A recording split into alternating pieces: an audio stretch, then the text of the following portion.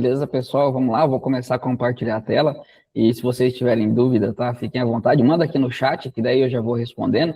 Vou começar aqui pela do Silvio, antes que eu me esqueça, né, Silvio? Então, o Silvio mandou a pergunta aqui, pessoal. Tem um empresário que está querendo saber, ele disse que mandou mensagem para ele ali, né? Como que é recuperado o crédito, então, quando nós falamos de tributação. Tá? Nós temos basicamente dois casos que a gente consegue recuperar crédito e a gente trabalha sobre o êxito, né? E eu vou falar para vocês quais são. Um deles é o RAT, que é sobre atividade preponderante, e outra é a recuperação de crédito no FAP. O RAT é o melhor dos mundos. Se vocês querem ganhar dinheiro, o RAT é o melhor dos mundos, tá? Porque o RAT, a recuperação é muito rápida, né? Por quê? Porque na legislação, ela diz que as empresas são obrigadas a fazer o seu autoenquadramento. Então, quando a empresa ela olha e vê que ela fez o seu autoenquadramento errado, e aí a gente vai, né, ver um pouquinho, aprender a diferença entre atividade principal e atividade preponderante, ela pode simplesmente ir lá, reabrir a folha de pagamento e efetuar, então, essa recuperação de crédito, sem precisar judicializar. E isso aqui no Brasil é o melhor dos mundos, né? Porque se precisar da justiça aqui, você vai notar que nada anda, é uma morosidade gigantesca, né? Então, quando a gente recupera crédito no FAP, costuma ser muito mais moroso. Já na folha de pagamento, basta a gente conversar lá com o nosso pessoal da folha de pagamento e já adianto para vocês que quando a gente chega para o pessoal da folha de pagamento, né, e eu tinha esse costume, às vezes ainda tem, falo assim, gente, é só reabrir a folha de pagamento. Eles querem matar eu, né, querem cortar, raspar a cabeça, falei, só reabrir a folha de pagamento? Você não sabe o trabalho que dá reabrir a folha de pagamento e fazer todas as competências passadas. Mas aí, às vezes, dependendo da empresa que a gente está pegando, nós estamos falando em 1 milhão, 5 milhões, 10 milhões de reais. Então, assim, alguém vai fazer isso. Você pode ter certeza, né, que vai dar trabalho, mas alguém ou quantas pessoas for, né, o número expressivo, né, como é o caso de médias e grandes empresas, principalmente grandes empresas, que a gente está falando em milhões de reais, alguém vai fazer essa recuperação de crédito. Tá? Então, é via perde de conta. Então, respondendo a sua pergunta ali, tá, Silvio? Então, assim, o RAT é via, né, ele é um crédito que retorna e fica ali disponível na folha de pagamento para que seja compensado em novas guias. Mas, assim, para a empresa, é dinheiro da mesma forma, né? Porque se esse crédito não estiver disponível, ela vai ter que arrancar dinheiro do caixa para pagar a guia previdenciária dela. Então, para a empresa, nós estamos falando de dinheiro da mesma forma. Mas é óbvio que não vai receber um Pix lá da Receita, né? Então, esse crédito, a hora que eles fizerem o PERDCOMP, né, o pessoal do tributário ou da Folha, aí depende de cada empresa, né, quem cuida dessa parte ali, eles vão efetuar a recuperação, né, fechar novamente a competência e o crédito vai estornar e ficar ali. Então, vai ficar aparecendo. O FAP, ele também tem essa opção quando judicializa, só que ele tem duas opções. A outra opção seria, né, o advogado, quando ele entra com o pedido de recuperação, ao invés de ele solicitar essa recuperação via folha de pagamento para fazer compensações, o advogado ele pode solicitar que esse crédito, uma vez deferido, venha via precatório. E aí, se ele vier via precatório, né, a empresa pode vender esse precatório, né, para alguma outra empresa que, por acaso, esteja comprando precatório. Então, assim, foi um desafio para mim no começo ter que estudar e entender um pouquinho dessa contabilidade.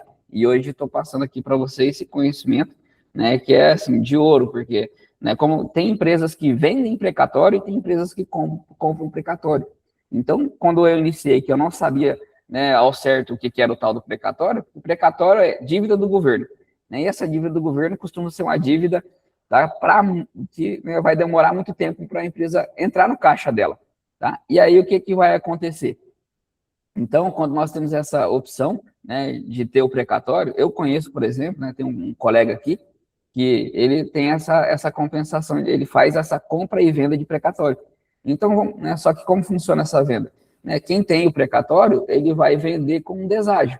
Né? Então, eu tenho 5 milhões para pegar do governo em 2035. Normalmente o mercado, né, e aí eu conheço mas tem várias pessoas que trabalham comprando e vendendo, fazendo essa intermediação, você vai comprar o crédito com 20% de desconto. Então, tem gente que tem lá 5 milhões para vender, né, você tem 5 milhões para pagar, e aí você vai comprar um crédito de 5 milhões da outra pessoa, mas vai pagar, por exemplo, só 4, porque daí você, né, vai pagar com esse deságio, quem está, né, comprando o crédito. Por quê? Né, 5 milhões lá em 2035, quando você traz, né, ele para o, né, tempo atual, ele não vai ser o mesmo 5 milhões. Então, por isso que ocorre essa defasagem de quem está vendendo e de quem está comprando.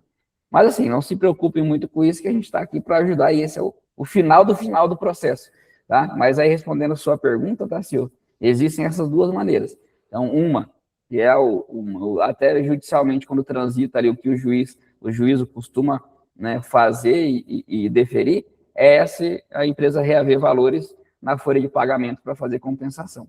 Porém, tem essa opção também, que o juiz pode deferir, uma vez judicializado no FAP, de fazer essa compra, então, e venda de precatório. Tá bom? A Larissa está comentando aqui, ó, legal saber que dá para recuperar. Dá sim, Larissa. Inclusive, né, antes do precatório, tem uma sigla que chama RPV, que é recebimento de pequeno valor. Então, as empresas, se for RPV, a recuperação é muito rápida. Mas o que é esse RPV? Então, ele tem uma limitação que, se não me engano, ele é de 90 mil reais hoje. Ele é em cima do salário mínimo. Não me lembro agora se é 60 salários mínimos. Enfim, está na faixa de 90 mil reais. Então, se o que a empresa tem para recuperar for menor que esse valor, ela consegue ter esse retorno, aí sim uma transferência em conta, tá? Em menos aí de 60 dias. Então, para a RPV, esse é o prazo. Quando passa o valor de 90 mil, que se não me engano é 60 salários mínimos, né? Agora não lembro de cabeça qual é a legislação, aí somente via precatório, que demora um pouco mais, mas existe esse comércio de compra e venda de precatório. Então, é bem bacana a gente entender, né, de como funciona nessa parte contábil, porque eu mesmo já cheguei num cliente, né, que era uma cooperativa aqui em Toledo, e aí eu fui apresentar essa solução de recuperação de crédito do FAP, e eles me falaram assim, tá, mas a gente recupera muito PIS/COFINS, e aí, né, falando de E-Social, desde que surgiu o E-Social, né, a Receita Federal ela permite compensação de crédito cruzado, né, o que é essa compensação de crédito cruzado? Ela pode usar um crédito federal tipo, né, PIS/COFINS, para abater a guia DARF previdenciária. Né? Então, eles podem fazer isso e vice-versa. Como eles geram, né, eles têm muito recuperação de PIS/COFINS, basicamente, eles não tinham custo com o DARF previdenciário, né, porque eles iam lá e usavam isso para abater e para pagar. Daí ele olhou para minha cara, na época, né, mais de um ano atrás, e falou assim, isso aí vai ser importante para mim, porque se eu já estou, né, reavendo o crédito e não estou tendo custo com a folha. Daí, na época, eu falei, olha, eu não sei, mas eu vou voltar com essa resposta. E aí, né, eu descobri, onde eu fui estudar, que existe esse mercado de precatório. Então, qual que é a solução? Então, a empresa, já que ela recupera muito PIS/COFINS, né, e vai abater esse crédito, na hora que for recuperar o crédito do FAP, o advogado ele tem que, né, solicitar essa recuperação via precatório, porque daí ele consegue vender o precatório e ter outra entrada de caixa. Tá bom? A Tassiana está perguntando como funcionam esses créditos para o setor público de prefeituras. A lógica é a mesma, tá, Tassiana? Então, assim, por que as prefeituras são impactadas? Não é? Aí a gente vai ver um pouquinho aqui, até vou começar a compartilhar a tela, mas por que as prefeituras são impactadas? Elas estão no regime, né, do setor público, né, nacional. Só que a maioria das prefeituras, né, não só prefeituras, tá, pessoal? Então, o governo estadual, né, governo federal, se alguma instância eles tiverem funcionários com vínculo seletista, ela vai pagar o tributo do RAT, FAP e FAI. Tá? Então, independentemente de ser um órgão público, né, o que vai valer é o regime de vínculo que ela tem com o funcionário. Né? Então, as prefeituras é muito comum elas terem dois tipos, né, que é o regime próprio de previdência e o regime geral de previdência social. Então, normalmente, pelo menos aqui na nossa região, é uma proporção de 80-20. Quando a prefeitura ela tem um regime próprio, 80%, né, está lá no fundo deles próprio, e aí é um fundo municipal, né, que não tem esse impacto de RAT, FAP e FAI. Já os outros 20%, eles têm, normalmente aqui, pelo menos na nossa região, a gente chama muito de PSS, que é o Processo Simplificado de Seleção. Aí eles não precisam abrir edital para, né, enfim, fazer concurso, eles contratam mais rápido e via, então, o CLT, via PSS, eles chamam de PSS aqui. E esses funcionários, então, eles ficam via seletista. E a prefeitura, ela tem que pagar a guia DARF previdenciária, que é a guia DARF que vai lá para o INSS. E o crédito é a mesma coisa. Então, a prefeitura, ela não recupera, tá, PIS/COFINS. Porque ela não vende, ela não comercializa. Ou seja, ela tem que tirar dinheiro do caixa dela e pagar, então, esse tributo. E aí, esse tributo, uma vez que a gente olha e recupera, por exemplo, o FAP ou mesmo o RAT, ele volta para a prefeitura, né, disponível na folha de pagamento como um crédito, e aí a prefeitura vai usar aquele crédito para bater as próximas competências e não vai tirar do bolso dela, né, para poder né? Então está fazendo o pagamento daquela guia DARF.